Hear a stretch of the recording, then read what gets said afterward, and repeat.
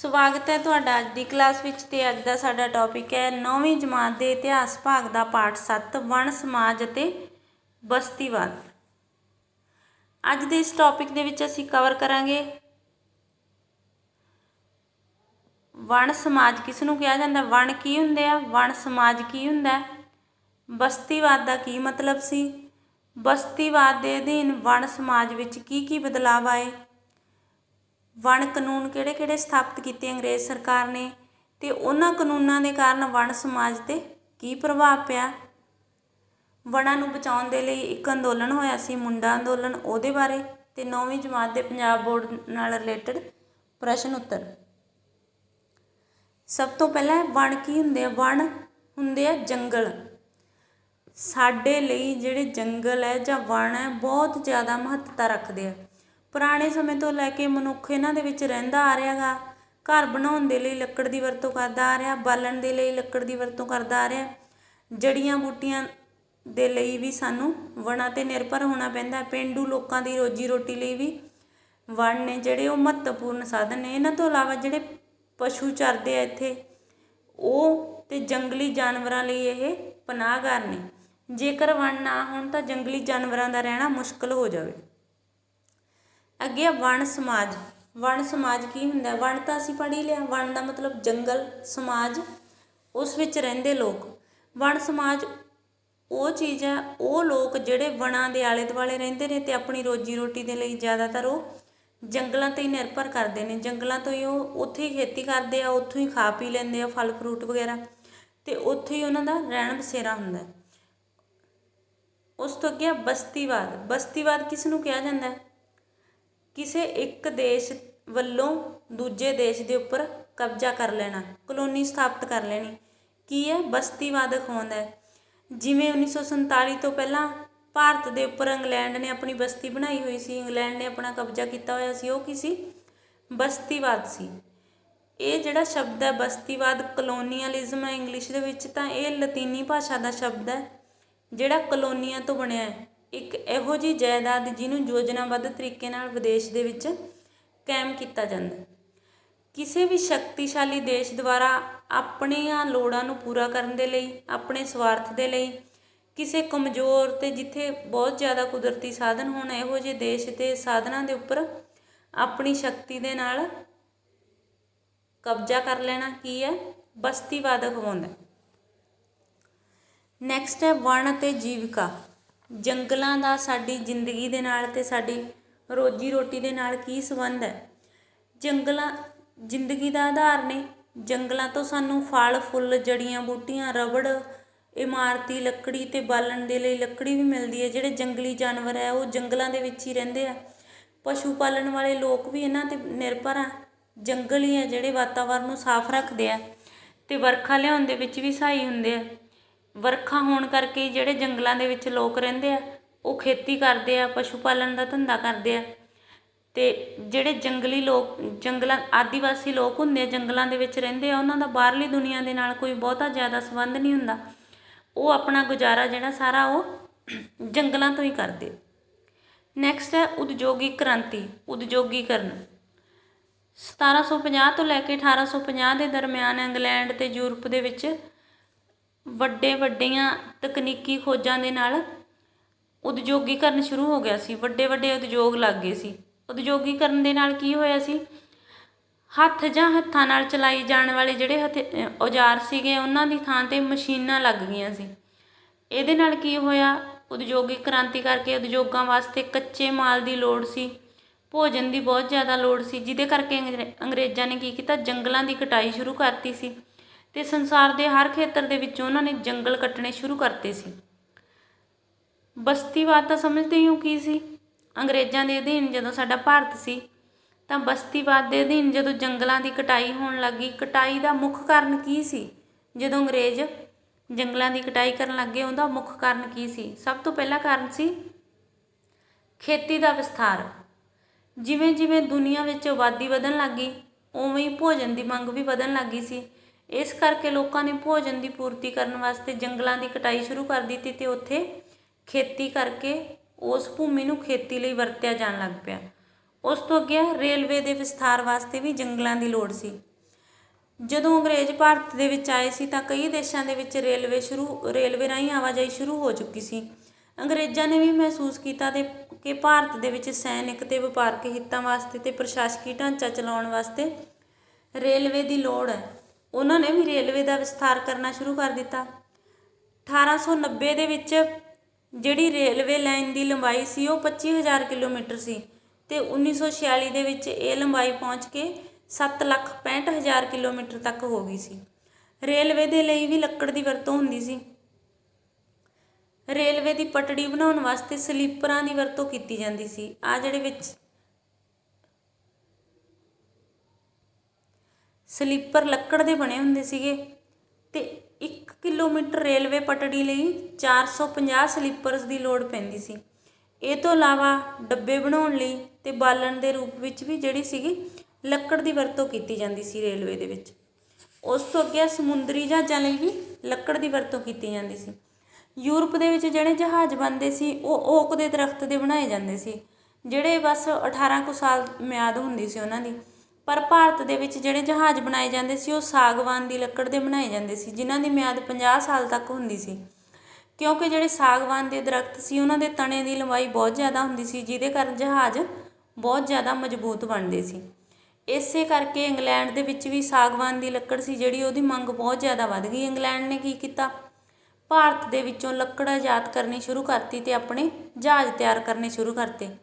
ਅੰਗਰੇਜ਼ਾਂ ਨੇ ਜਿੰਨੇ ਵੀ ਸਾਗਵਾਨ ਦੇ ਜੰਗਲ ਸੀ ਸਾਰਿਆਂ ਦੇ ਉੱਪਰ ਆਪਣਾ ਅਧਿਕਾਰ ਕਰ ਲਿਆ ਅਤੇ ਕਟਾਈ ਕਰਕੇ ਇਹ ਸਾਰੀ ਲੱਕੜ ਉਹ ਇੰਗਲੈਂਡ ਨੂੰ ਭੇਜਣ ਲੱਗ ਗਏ ਸੀ। ਉਸ ਤੋਂ ਅੱਗੇ ਵਪਾਰਕ ਫਸਲਾਂ ਦੀ ਖੇਤੀ। 19ਵੀਂ ਸਦੀ ਦੇ ਵਿੱਚ ਕੀ ਹੋਇਆ, ਯੂਰਪ ਦੀ ਆਬਾਦੀ ਸੀ ਜਿਹੜੀ ਉਹ ਤੇਜ਼ੀ ਨਾਲ ਵਧਣ ਲੱਗੀ ਅਤੇ ਉੱਥੇ ਪਟਸਨ, ਚਾਹ, ਕੌਫੀ, ਰਬੜ, ਕਣਕ ਸਾਰੀਆਂ ਚੀਜ਼ਾਂ ਦੀ ਮੰਗ ਵਧਣ ਲੱਗ ਗਈ ਅਤੇ ਅੰਗਰੇਜ਼ਾਂ ਨੇ ਕੀ ਕੀਤਾ, ਇਸ ਫਸਲਾਂ ਦਾ ਉਤਪਾਦਨ ਵਧਾਉਣ ਦੇ ਲਈ ਉਹਨਾਂ ਨੇ ਕਿਸਾਨਾਂ ਨੂੰ ਉਤਸ਼ਾਹਿਤ ਕੀਤਾ ਕਿ ਵਣ ਖੇਤਰ ਨੂੰ ਸਾਫ਼ ਕਰਕੇ ਉੱਥੇ ਰਬੜ, ਚਾਹ, ਕੌਫੀ ਆਦਿ ਦੇ ਬਾਗ ਲਾਤੇ। ਬਾਗ ਲਗਾਉਣ ਵਾਸਤੇ ਉਹਨਾਂ ਨੇ ਬਾਗਬਾਨੀ ਮਾਹਰ ਬੁਲਾ ਲਏ ਅਤੇ ਜੰਗਲਾਂ ਦੀ ਕਟਾਈ ਕਰਕੇ ਉਸ ਭੂਮੀ ਨੂੰ ਵਪਾਰਕ ਖੇਤੀ ਲਈ ਵਰਤਣਾ ਸ਼ੁਰੂ ਕਰਤਾ ਉਹਨਾਂ ਨੇ। ਉਸ ਤੋਂ ਬਾਅਦ ਵਪਾਰਕ ਬਾਗਬਾਨੀ ਸ਼ੁਰੂ ਹੋ ਗਈ ਜਦੋਂ, ਤਾਂ ਅੰਗਰੇਜ਼ਾਂ ਨੇ ਵੱਖ-ਵੱਖ ਕਾਨੂੰਨ ਬਣਾਤੇ। ਜੰਗਲੀ ਸੰਪਤੀ ਸੀ ਜਿਹੜੀ ਉਹ 'ਤੇ ਕਬਜ਼ਾ ਕਰਨ ਲਈ ਅੰਗਰੇਜ਼ਾਂ ਨੇ ਕਾਨੂੰਨ ਬਣਾਤੇ। ਲਾਰਡ ਡਲਹੌਜ਼ੀ ਨੇ 1855 ਈਸਵੀ ਦੇ ਵਿੱਚ ਪੂਰੇ ਦੇਸ਼ ਦੇ ਵਿੱਚ ਵਣ ਸੁਰੱਖਿਆ ਦੇ ਲਈ ਕਾਨੂੰਨ ਬਣਾਤੇ। ਉਹਨੇ ਮਾਲਾਬਾਰ ਦੀਆਂ ਪਹਾੜੀਆਂ 'ਚ ਸਾਗਵਾਨ ਦੇ ਦਰਖਤ ਲਗਾਤੇ, ਨੀਲਗਿਰੀ ਦੀਆਂ ਪਹਾੜੀਆਂ ਦੇ ਵਿੱਚ ਕਿੱਕਰ ਦੇ ਦਰਖਤ ਲਗਾਤੇ। ਉਹਨੇ ਜੰਗਲਾਂ ਦੀ ਕਟਾਈ 'ਤੇ ਪਾਬੰਦੀ ਲਗਾਤੀ ਇਸ ਕਾਨੂੰਨ ਦੇ ਤਹਿਤ, ਅਤੇ ਪਸ਼ੂ ਚਾਰਨ 'ਤੇ ਪੂਰੀ ਤਰ੍ਹਾਂ ਪਾਬੰਦੀ ਲਗਾਤੀ। ਇੱਕ ਡਾਇਟਰਿਚ ਬ੍ਰੈਡਿਸ ਨਾਮ ਦਾ ਇੱਕ ਜਰਮਨ ਮਾਹਰ ਬੁਲਾ ਲਿਆ ਉਹਨਾਂ ਨੇ, ਉਸ ਨੂੰ ਉਹਨਾਂ ਨੇ ਵਣ ਮਹਾਂਨਿਰਦੇਸ਼ਕ ਡਾਇਰੈਕਟਰ ਜਨਰਲ ਨਿਯੁਕਤ ਕਰਤਾ। ਉਹਨੂੰ ਭਾਰਤ ਦੀ ਆਧੁਨਿਕ ਬਾਗਬਾਨੀ ਦਾ ਮੋਢੀ ਮੰਨਿਆ ਜਾਂਦਾ। ਉਹਦਾ ਕੰਮ ਕੀ ਸੀ, ਜੰਗਲਾਂ ਦੀ ਸੁਰੱਖਿਆ ਦੇ ਲਈ ਬਣਾਏ ਕਾਨੂੰਨਾਂ ਦਾ ਪਾਲਣ ਕਰਵਾਉਣਾ।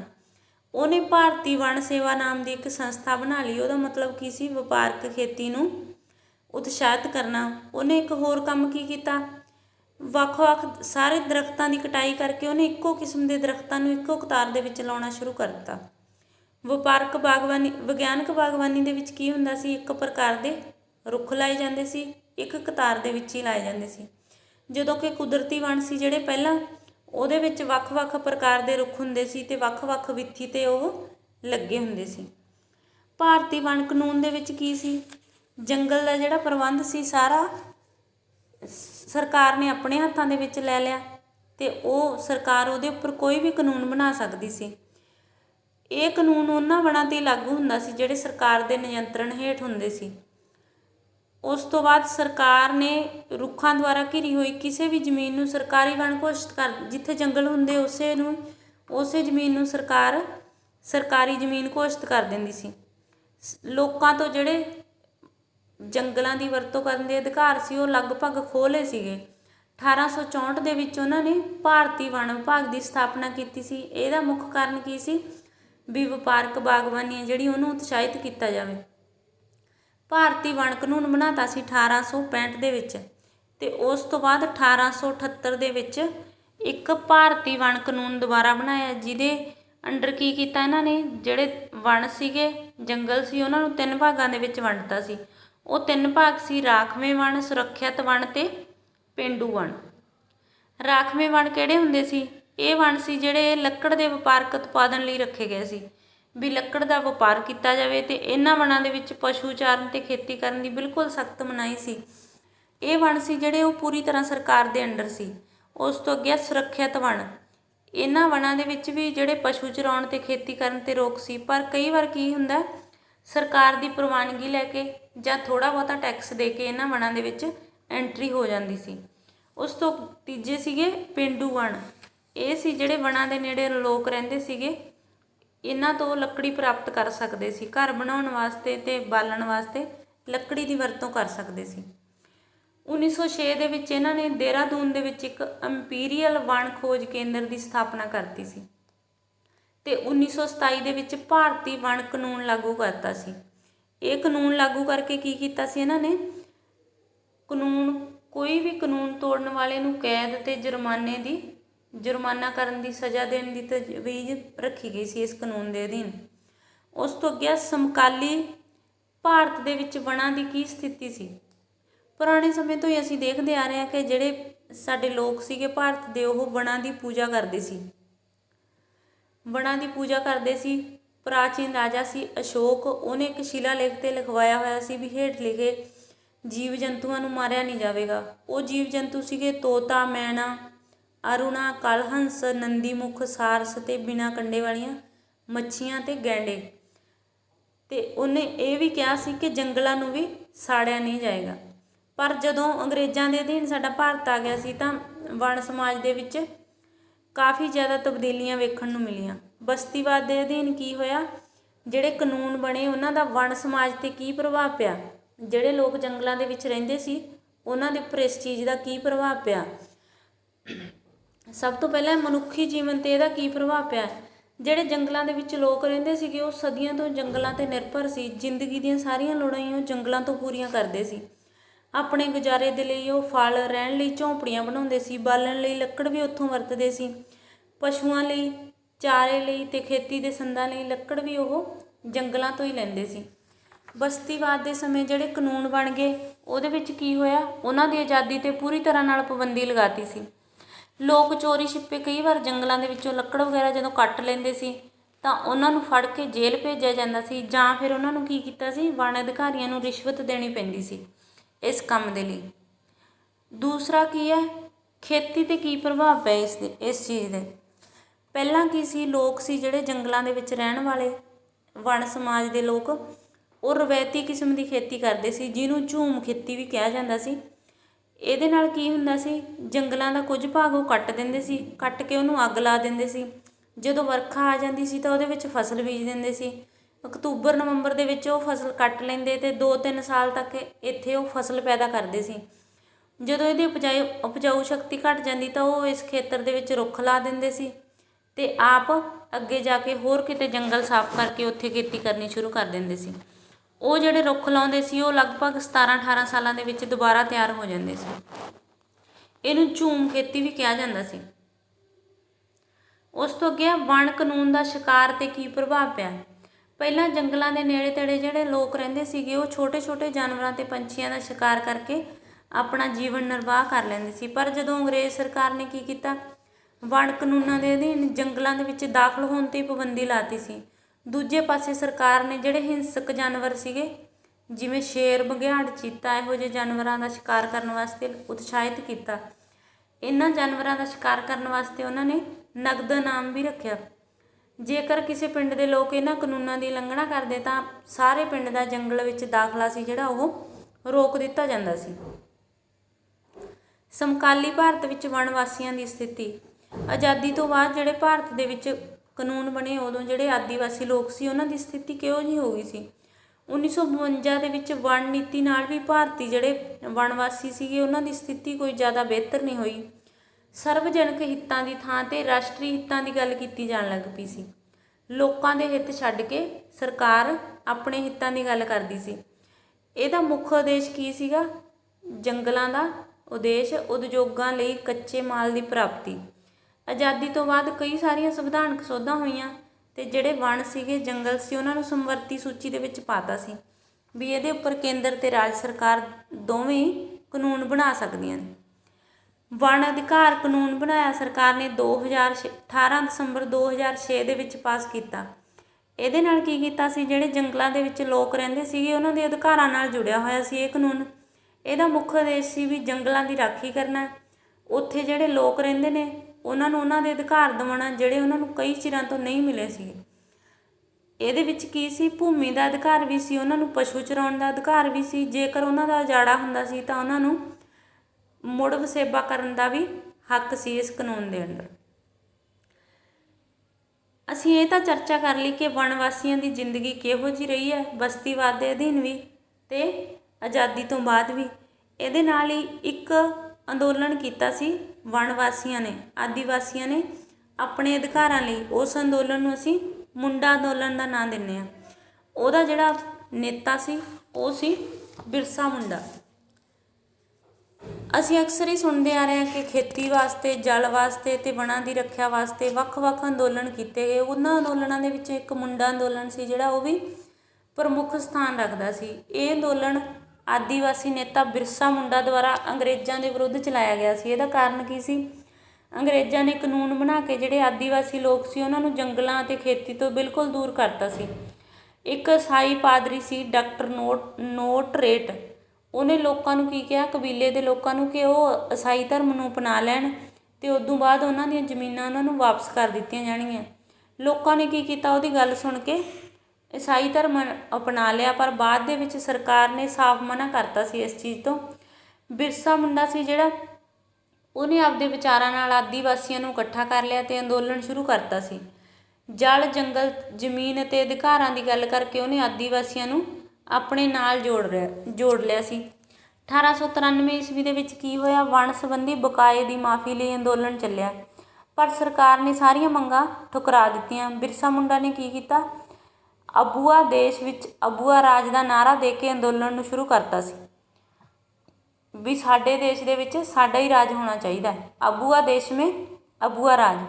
8 ਅਗਸਤ 1895 ਨੂੰ ਉਹਨੂੰ ਚਲਕਟ ਦੇ ਸਥਾਨ ਤੋਂ ਗ੍ਰਿਫਤਾਰ ਕਰ ਲਿਆ ਸੀ ਅਤੇ 2 ਸਾਲ ਲਈ ਕੀ ਕੀਤਾ, ਉਹਨੂੰ ਜੇਲ੍ਹ ਦੇ ਵਿੱਚ ਭੇਜਤਾ ਸੀ। 1897 ਈਸਵੀ ਦੇ ਵਿੱਚ ਜਦੋਂ ਉਹਦੀ ਰਿਹਾਈ ਹੋ ਗਈ ਤਾਂ ਬਾਅਦ ਦੇ ਵਿੱਚ ਕਾਲ ਪੈ ਗਿਆ ਸੀ ਉਹਦੇ ਏਰੀਏ ਦੇ ਵਿੱਚ।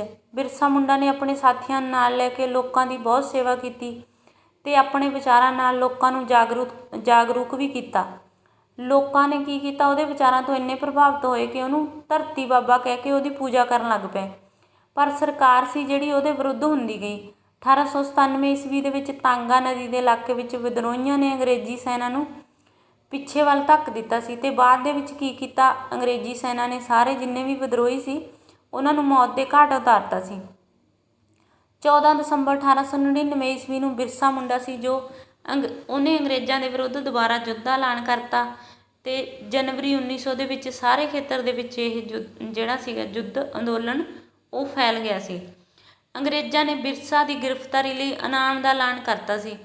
ਕੁਝ ਸਥਾਨਕ ਲੋਕ ਸੀ ਉਹਨਾਂ ਨੇ ਕੀ ਕੀਤਾ, ਲਾਲਚ ਦੇ ਵਿੱਚ ਆ ਕੇ 3 ਫਰਵਰੀ 1900 ਨੂੰ ਉਹਨੂੰ ਫੜਵਾ ਦਿੱਤਾ ਅਤੇ ਉਹਨੂੰ ਰਾਂਚੀ ਜੇਲ੍ਹ ਦੇ ਵਿੱਚ ਭੇਜ ਦਿੱਤਾ ਗਿਆ ਸੀ। ਬਾਅਦ 'ਚ ਉੱਥੇ ਅੰਗਰੇਜ਼ਾਂ ਨੇ ਕੀ ਕੀਤਾ, ਉਹਨੂੰ ਹੌਲੀ ਹੌਲੀ ਅਸਰ ਕਰਨ ਵਾਲਾ ਜ਼ਹਿਰ ਦੇ ਦਿੱਤਾ ਸੀ, ਜਿਹਦੇ ਕਾਰਨ 9 ਜੂਨ 1900 ਨੂੰ ਉਹਦੀ ਮੌਤ ਹੋ ਗਈ ਸੀ। ਅਤੇ ਅੰਗਰੇਜ਼ਾਂ ਨੇ ਉਹਦੀ ਮੌਤ ਦਾ ਕਾਰਨ ਕੀ ਦੱਸਿਆ ਕਿ ਉਹਨੂੰ ਹੈਜ਼ਾ ਹੋ ਗਿਆ, ਕਿਉਂਕਿ ਉਹਨਾਂ ਨੂੰ ਡਰ ਸੀ ਕਿ ਜੇਕਰ ਲੋਕਾਂ ਨੂੰ ਪਤਾ ਲੱਗ ਗਿਆ, ਆਦੀਵਾਸੀਆਂ ਨੂੰ, ਕਿ ਅੰਗਰੇਜ਼ਾਂ ਨੇ ਉਹਨੂੰ ਜ਼ਹਿਰ ਦੇ ਕੇ ਮਾਰਿਆ ਤਾਂ ਅੰਦੋਲਨ ਹੋਰ ਜ਼ਿਆਦਾ ਭੜਕ ਜਾਵੇਗਾ।